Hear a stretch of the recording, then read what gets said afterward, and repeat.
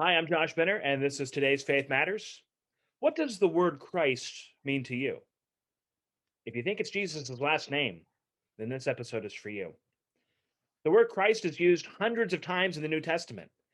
And with what we talked about with our guest today, Dr. Josh Jipp, who's a New Testament scholar and professor at Trinity Evangelical Divinity School, and one of my former professors while I was a student at TEDS, with whom I took several classes.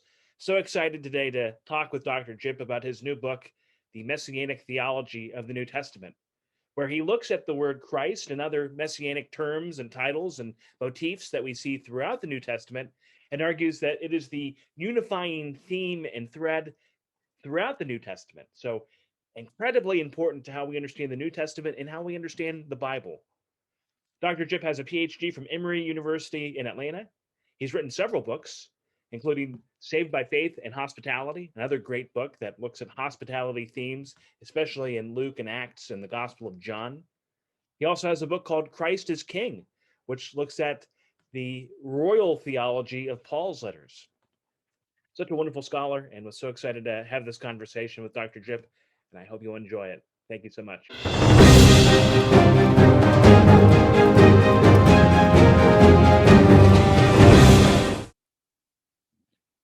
Dr. Jipp, it is so great to see you and to speak with you, and sincerely, I thank you for your time today. Yeah, it's good to reconnect with you, Josh. One of the first things, by the way, I love your book. One of the first things I wanted to ask about was what was the origin of the project in writing this messianic theology of the New Testament? Yeah, well, it goes back. How far does it go back?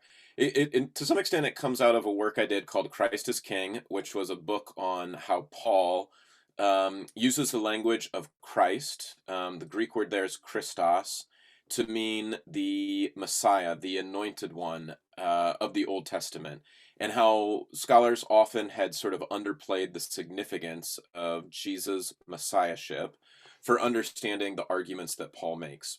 As I was then working on this book, my mind was going to, well, how does what I'm learning about Paul's Christology and his understanding of Jesus as the Messiah, how is that similar? How's that different from what I see in Matthew, Mark, Luke, John, really the entire New Testament? And so I just kept making connections and realizing, wow, they have a lot in common, and yet they do and say things a little bit differently. And so in many ways, that was the origin of the project, and also really then thinking that one of the unifying features or threads of the New Testament actually is, in my view, the confession, one of the earliest Christian confessions. Jesus is the Messiah. Is Yahweh's anointed agent, and uh, that's one of the unifying threads that really all of the New Testament authors agree upon, and then they talk about that and expand upon that in their own creative, their own theologically interesting ways. So that's really sort of the genesis of the project. Thank you for that.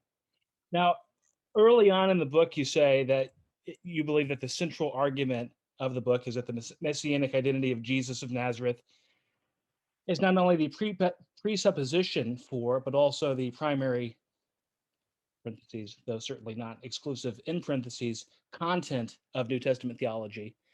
Hmm. And um, after reading the book, I agree with that, but that's certainly a big statement. Yeah, Uh, yeah, and I'd be curious, again, you wrote a book, obviously, yeah. that fully unpacks your argument, but what's the sort of the basis of your argument as to why you see that in the New Testament? Yeah, well, it kind of begins with what I was saying before in terms of if you try to identify what were the earliest Christian confessions, Jesus is the Messiah, and seems to certainly be it. One of them, Jesus is Christos, Jesus is Lord. You can see Paul arguing this, for example, in the synagogue and the synagogues in the book of Acts. He's arguing with those in the synagogue that Jesus is the Messiah. We then get in the book of Acts, Paul making arguments in his speeches to those in the synagogue, saying, look at the history of Israel. And he's sort of reading Israel's history up into, right, really the high point with the promise made to David that David would have a son and a descendant an ideal king that would rule righteously over God's people. You can find it then in Romans, right, where Romans 1, 3 through 4, Paul says the gospel that was pre-proclaimed in the scriptures actually centers upon, then in verse 3, a son of David, a Davidic descendant, a son from the house of David, according to the flesh, and then one who's exalted, resurrected, and throned at God's right hand. The book of Revelation, you have the same sort of seeds of the confession where Jesus is in that great vision in chapter 5. John's weeping, and he hears that the only one who can open the scroll is the Lion from the tribe of Judah. Those are Messianic, Davidic images from Genesis 49, Isaiah 11, and so forth. And then sees that he's the crucified Messiah. So I won't go through every text, but I could sort of go through every different text in the New Testament, or at least the major authors of the New Testament, and show that, like, at fundamental places, they're drawing from 2 Samuel 7, Genesis 49, Isaiah 11. I won't keep adding these, these scriptural texts, but these Old Testament texts that are anticipating a messianic ruler. So that's then the confession that's sort of the bedrock of the New Testament authors. But then it's also the content, in that they don't just say something along the lines of, hey, listen, Jesus is the Messiah, great. We've got bigger fish to fry, though. Let's move on and talk about something else. Rather, they really used that confession and really as the central feature, or at least one of the central features. I'm arguing in the book that it's not the only, but it is really the central feature of Jesus' identity. And then saying, and look at the ways in which his messianic identity is revealed in how he's the Davidic shepherd that heals and brings life and nourishment for God's people. You see that in Matthew and certainly in the Gospel of John. Look at how he's the resurrected and throned king that reigns in heaven. You see this in the book of Acts. You see it in Romans and other places in Paul. Look at how he is the king that establishes his people in justice and safety and protection. You see that certainly in Paul. And so those are some of, like, the theological themes then that each of the authors are unpacking in their own interesting, theologically creative way, but are ultimately rooted in that confession: Jesus is the Messiah. Thank you for that. That's very helpful, and I think that's good for listeners who might not have read the book yet. And one of the things I was thinking about in preparing this, and again, I think that you really back up well what you say about that being this unifying thread of the New Testament. So I'd be curious to ask, is that also, in your opinion, I realize you're a New Testament scholar, but Uh, is that also the thread that unifies the Old Testament, or is it, in your opinion, not? Obviously, you yeah, quote heavily from the Old Testament in the book. yeah. Um, so just curious if you feel like that same theme is really the primary content of the Old Testament as well. That's a really, really good question, Josh. I'm thinking there's so many different things I kind of want to say in response. I don't want to do this for the Old Testament, and I'm not trying to do it with the New Testament, although some may read it and feel differently, in the sense of trying to say, listen, everything about the Old Testament is going to center upon this Davidic promise that God makes, or the establishment of God's kingdom. I think that the Old Testament has plenty of things right to say that aren't connected to Davidic messianism, whether that is wisdom or it's Torah. Although there are so many different ways the Messiah gets associated and attached with certain things, such as Torah and wisdom and so forth. But I wouldn't want to say that that's sort of like the only anticipation or the only hope. I've had one of my friends, Andy Abernathy, co-wrote a book recently with Greg Goswell. It's called God's Messiah in the Old Testament. We've had some conversations on this together. And he says, Andy says, listen, I wanted to write this book on the Old Testament because I think that it's a really significant and central thread in the Old Testament. But it's not the only thing that's there. And so if you read their book, you'll actually see that there's some places, where they say some people might expect us to talk about, priests, or maybe the servant of the Lord, or maybe a prophet like Moses. And if we define messianism like way too broadly so that it's just any kind of, ideal figure that's going to redeem God's people, that's I wouldn't agree with that definition. But Greg and Andy, I think, are like-minded in terms of saying we're going to look at one really significant strand and not try to make the servant of the Lord or the prophet like Moses, or add what you want, sort of fit under the rubric of messianism. So does that make sense, Josh? I would say Yeah. like one really central and important thread that helps make sense of what we get in the Old Testament. Certainly, if you take away the Davidic covenant and you take away um, the expectation for an anointed that's going to rule God's people, then you're going to be missing a lot of what's going on in the Jewish scriptures. But it doesn't explain everything that's there. Yeah, I think that's a helpful explanation, and certainly I think throughout the entire canon to Hmm. see those themes, and also perhaps a greater, which would make sense, greater and greater emphasis throughout the New Testament. Hmm. Um, Something I'd be curious to ask about. This is something that has crossed my mind several times, considering your book. It's interesting, as you survey the entire New Testament, and you see how prevalent the theme is of this Messianic theology. It's almost like the opposite of a Where's Waldo puzzle, where once you have it pointed out, it's almost like you're trying to find everyone but Waldo. Like it's, I feel like so prevalent, almost in plain sight. But at the same time, I feel like it's not something that really gets talked a whole lot about. You know, I can't speak for every church in America or in the world, but I don't know if it's really that common of a theme in preaching, and certainly in the overall sort of popular Christian culture, this idea. And it's a long-winded way of getting that. Why do you think in our culture that this is not understood better or talked about more? Or because I feel like for some people this is going to Yeah. be the most revolutionary idea if they read your book. Yeah. Well, thanks for that. Yeah, I think there are a lot of different reasons that I might kind of like take a stab at. Um, One would be sometimes we translate Christos as Christ, and we don't know what Christos or Christ means.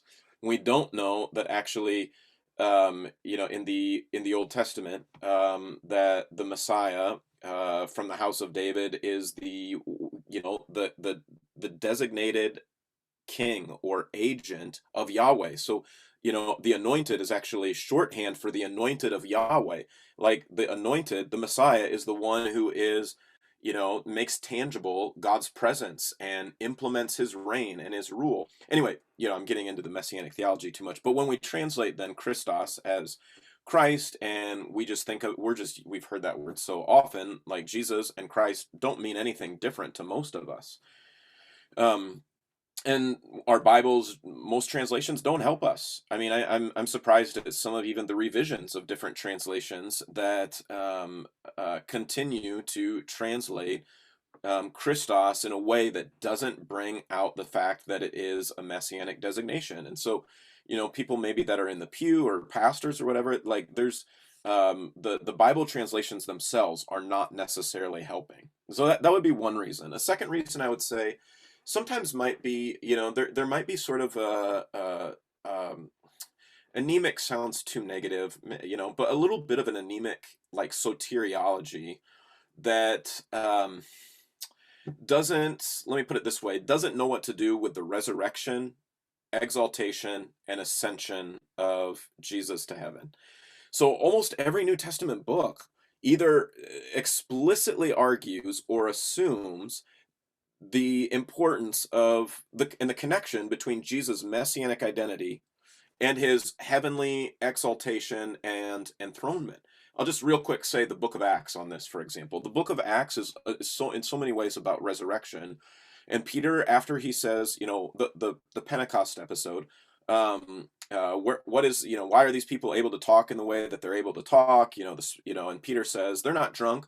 The Spirit's been poured out upon him. Let me tell you where the Spirit came from. David in Psalm 16 and in 132 and in Psalm 110, he's just reading the Old Testament here, right? Basically looked forward to a time when there would be a person that would be in God's presence, experiencing joy and delight with him forever. Well, David was the speaker, and so it couldn't have been about David because we know he's dead and his flesh is decaying and rotting. He must have been speaking about someone else. Who was he speaking of? He was speaking of the resurrected and exalted Messiah who now is in heaven, that has poured forth this Holy Spirit upon you all. And then the rest of Acts, so let me just say here, so he's basically saying the Messianic King is the one responsible for the Spirit. He's the one that did it, who's in heaven. And then the rest of Acts is basically an unfolding of how the Messiah in heaven continues to establish his church and be with his people, often by means of the Spirit. That's the Spirit of the resurrected Messiah. So that's just one example to say there's like really significant aspects of the church's belief and theology that maybe we don't always emphasize because we've gotten comfortable with another soteriology that maybe only talks about forgiveness or the cross, crucial aspects of the faith for sure. Yeah. But we aren't as comfortable sometimes talking about some of these other really significant aspects of the Christian faith. And if we were, we might see that that's really, significantly associated and attached to Jesus' messianic identity. I'll just throw out a third reason here. I could maybe keep going on at this, but um, at least for some people, there may be, well, let me put it this way, there can be some resistance to any image that is kingly, or maybe like, emphasizes something like monarchy too much. Like there's good reasons. I mean, in the past, there's been different cultures and places. Good place to read about this would be a lot of Shakespeare's plays that basically speak about the divine rights of kings. And in some ways, a messianic reading of the scriptures and something like, I'm not saying it could and has been used to support things like the divine right of kings, monarchy, different sort of images that may be politically distasteful to us. Now, I would say, listen, the king that is proclaimed in the New Testament, Jesus, is indeed a king, but he's not the kind of king that you're going to be seeing in Henry IV or other sort of like awful examples that might make you squeamish about sort of, for those of us that have democratic and more egalitarian impulses, a form of government that's, monarchy. So those are at least, a few reasons. I'm not sure if I can fully diagnose the reason, but those would be at least a few that I might point to. Those are very interesting. I had not thought about that last reason about um, kingship and cultures, specifically American culture, potentially having some aversion to thinking in that way. And I think that's very interesting. And yeah, I think there's probably a lot of complicated reasons as to why that is. Something that maybe is not as well known as it should be for something that's such Hmm. a prominent New Testament theme. Yeah. You did touch a little bit on translate Bible translations, and when you were saying that, I couldn't help but think about the state of the church survey that gets done every couple of years by Ligonier Ministries and Lifeway, Okay. and it just crossed my mind that they should really ask a question in that survey. Do you think Christ was Jesus' last name, or something like that? Yeah. Yeah.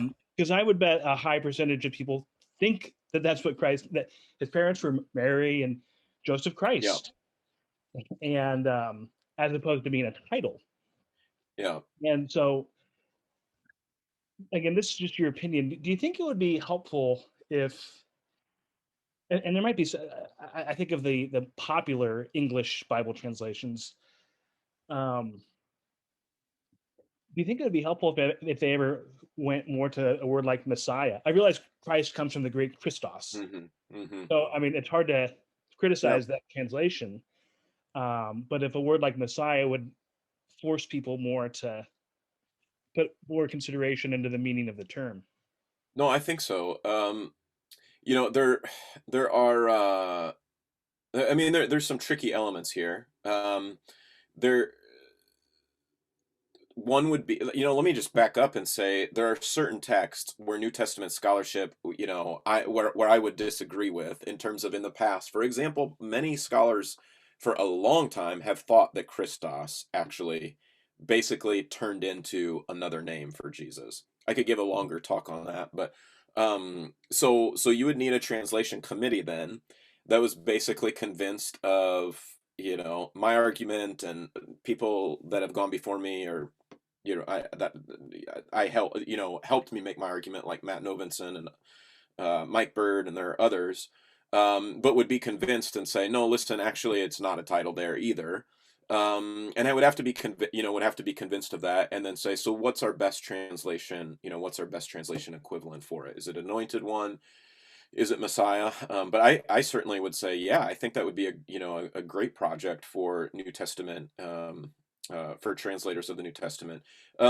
There are I haven't really taken a look at it, but I know, and I'm not sure what I think of like solo projects, like where just individuals translate the New Testament.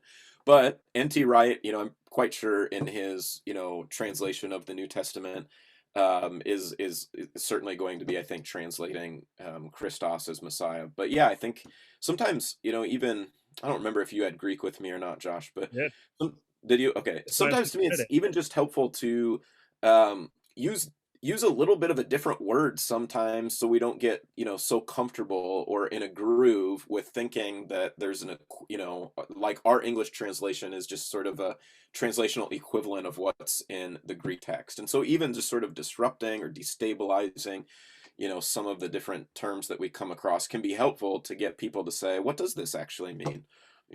How does Paul use it? So Yeah, I think that makes a lot of sense, and I do wonder if it does somewhat become almost like white noise, that we just kind of blow past that and um, aren't even really thoughtfully considering it.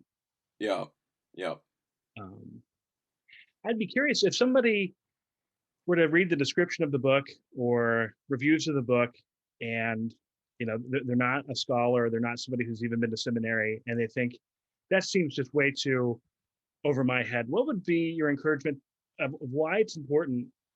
This is why this is not just something that academics uh, should be interested in and care about. yeah, yeah. Yeah, well, I guess I would say a few different reasons. One would be, now let me put it this way. If someone picks it up and they feel that way, then maybe, the register in which I wrote the book is just, too much. Like I'm not sure I would expect every person in the pew per se to pick up the book and benefit from it and enjoy it. But I guess I would hope, let me, if you don't mind me framing the question this way. I'm hoping that, say, like a teacher or pastor that understands the book and what's going on in the book would be able to say, listen, I've read it and I'm going to, in some way, maybe communicate, the results to you in my sermons or in my teachings, right? And the pastor then was able to say, listen, this is the key means, or one of the key ways of understanding who Jesus is. It doesn't get any more important than understanding who Jesus is. It's one of the key ways that the New Testament authors go about describing. I talk about this in the second part of the book, especially, but his activity, right? Beginning from birth, messianism, his baptism and anointing, his proclamation of the kingdom, the cross, the resurrection, the enthronement, the pouring out of the Spirit. Like all of these are really deeply rooted in his messianic identity. So if we're going to understand who Jesus was, what he did, like this is also going to be key. But let me put it this way too. It's also key for us in some ways understanding um, things like, what kind of king do we actually serve and sit under, right? Paul says that we're citizens in Philippians 3. We're citizens, that's political language, right, of King Jesus, of the Messiah Jesus. And he goes on then basically to show them, Paul and other authors do, to be a citizen of King Jesus entails a whole bunch of like very practical activities. We think about how we use power differently because King Jesus used power differently. We think about our wealth and economic practices differently because Jesus did the same. We have a hope and an expectation that even as we are seeing out in front of us creation or the world be, like societal injustices or rulers that are not ruling in a way that leads to God, flourishing of all people, we have a hope and an expectation that just like Psalm 72 promises and hopes and waits for, that we one day will be able to see face to face our King reign with justice and goodness and flourishing for all people. So I guess, yeah, those would be some of the ways in which I'd want to say the book may not be written at a register for everybody, but the actual arguments I'm trying to make are really key aspects to the faith of anybody that calls Jesus Messiah and Lord. Thank you very much. I think that's very helpful, and yeah, I think such an important way to look at the book, and just to again consider everything that you say in it. Um, I'd be curious if you're working on any projects right now. Well, I actually am because I'm on research leave. So I applied for a grant through something called the Henry Center that works at Trinity, funded by the Templeton Foundation. And basically, it's to bring together conversations on Christianity and science in particular. So, yeah, I've been this year working on a project. Not entirely sure what the book will be called. Paul and the Good Life, Paul and Human Flourishing, Paul and the Supreme Good, something along those lines. But basically, it's kind of a different way of going about Pauline theology that's asking the question, can we posit what the supreme good is for Paul? And it's Christ, no surprise, the Messiah. And from there, what are actually the practical implications, like for how we pursue lives of character and virtue, for how we respond to suffering and adversity, for how we cultivate good emotions, or even cultivate emotions that are difficult that can help us in times of adversity. What are practices that Paul expects all Christians to be doing to sort of live the good life to help them get to Christ, the supreme good, sharing in God's life? And I'm doing that sort of in conversation with a contemporary movement called positive psychology. So positive psychology, I won't go too long on it, but it's basically a big movement within psychology, especially over the last 30 years, that says basically instead of focusing on humans as and their diseases and all their problems, psychology can be employed to help people live the good life, develop positive traits like virtues, positive experiences, pleasant, whatever, and good institutions, positive institutions. And I think there's a lot about positive psychology that I really like, um, but I also think it has some, from a Christian standpoint, has some challenges or problems. So things I think that can be saved within it.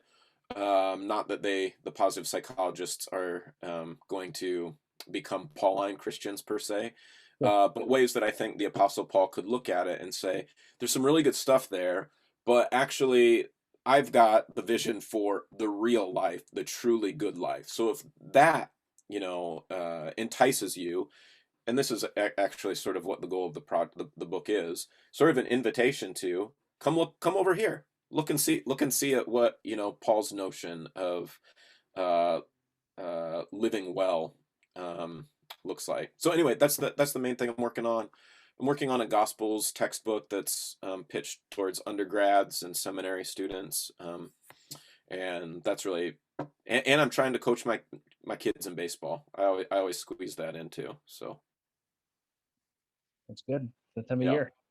yeah, I know it's beautiful, and I'm yeah, just ready for this, ready for the warmth. So yeah. Um,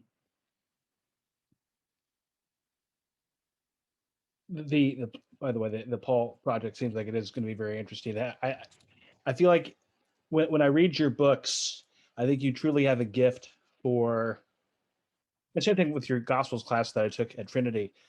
I feel like you really have a gift for it's like you give somebody a lens to that you start to see the entire New Testament through. I think Mm, the same thing could be said about your work on hospitality, where you realize that it's not just in passing a meal here or there, that it's theologically and personally significant and a major theme, especially in places like Luke and Acts and yeah. John. But same thing with your Messianic theology, where I feel like it's something that once you see it, it's you start to see it everywhere. Yeah. And I'm sure your book on Paul and the Good Life, I'm sure we'll do the same thing, and that is something that I do appreciate about your work. Well, thanks, Josh. I appreciate that. It's yeah, I mean, my scholarship in some ways definitely flows out of my own existential questions and things that really grip me. And so yeah, I appreciate your comments on that, and that's a little window at least into the sort of things that get me excited in terms of writing. So Now, I know this is something that you address in your Messianic theology, but for just an individual church, um, what are ways that having a robust Messianic theology of Jesus can influence life within the congregation? yeah. So yeah, this is one of the things I talk about, sort of like living under the reign of Christ as King. Um, it can give you sort of let me give you the sort of the how do I say it, the framework for this, why this makes sense, and then some of the on the ground issues. I think some of us think of Jesus as basically like just gone, so like you believe maybe you believe something and it's gonna help you out when you die, but like Jesus isn't here, right? And at one level, clearly he's physically absent, but one aspect of like that pervades, my book, and that I argue is, often articulated through category, yeah, through the notion of Jesus as the resurrected and risen and enthroned Messiah who then sends forth his Spirit, is this notion that Jesus is still alive, and he's not just absent, but he's actively engaged through the Spirit primarily, and through other means, through the church. He has like a relational union, like with his people. And so that when we do things like sing hymns to him, which are some are in the New Testament, we are genuinely like worshiping the living and risen Christ who is in our midst. For churches that haven't been able to get back together and are still, doing this in a season of hope online, like this is what we do, like when we come together and write our congregational life. And the resurrected Christ who sends his Spirit, that's the same Spirit then that forms our character to his character. So who he was, the pattern of life that he lived, right, embodying a life of humility and sacrifice and service and especially love for others and hospitality and rejection of violence and use of his possessions, right, for others. That Spirit, right, that of Christ is the same Spirit that then is forming our character to his character. Um, so there's other things I talk about in terms of like practical ways we pursue this as well. Like we do it through a certain form of friendship in the community. You brought up hospitality as one aspect.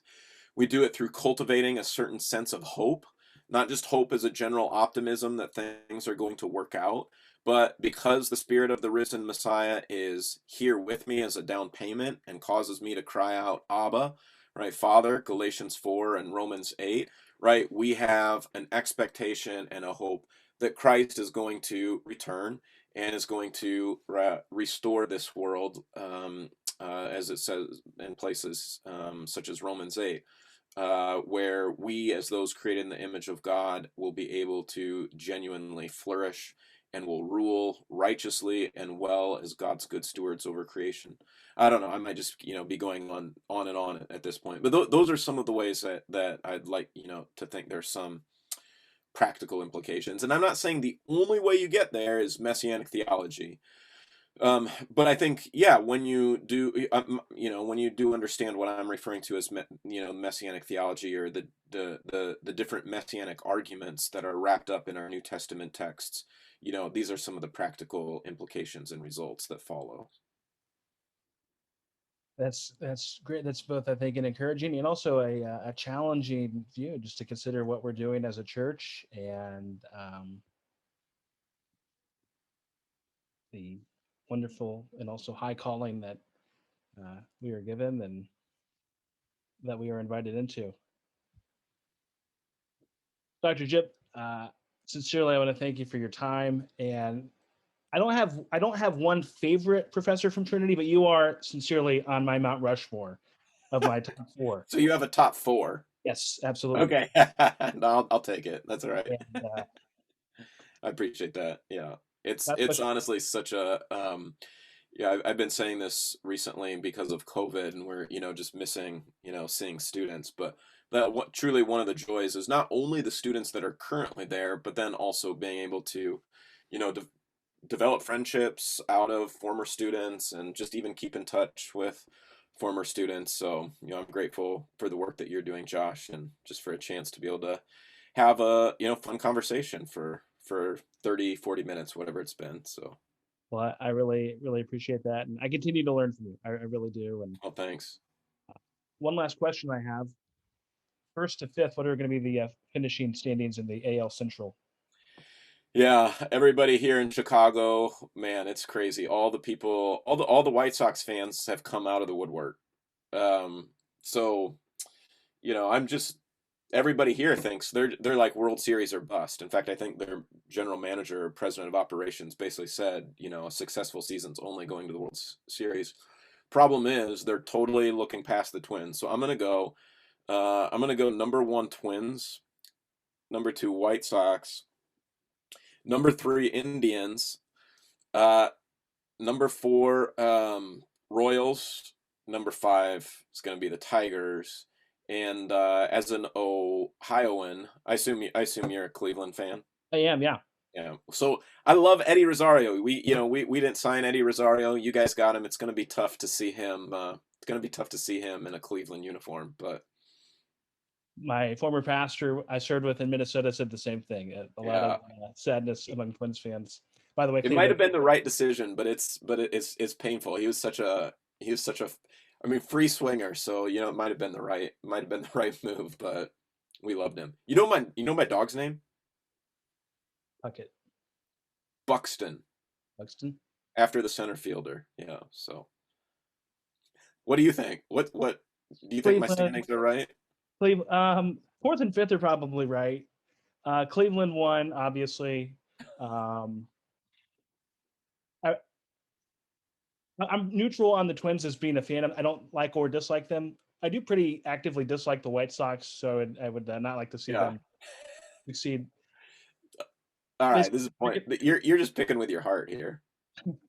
Hey, one other thing. Isn't it kind of cool that like Ohio State and Iowa State's football programs are sort of like now just together the cream of the crop of college football?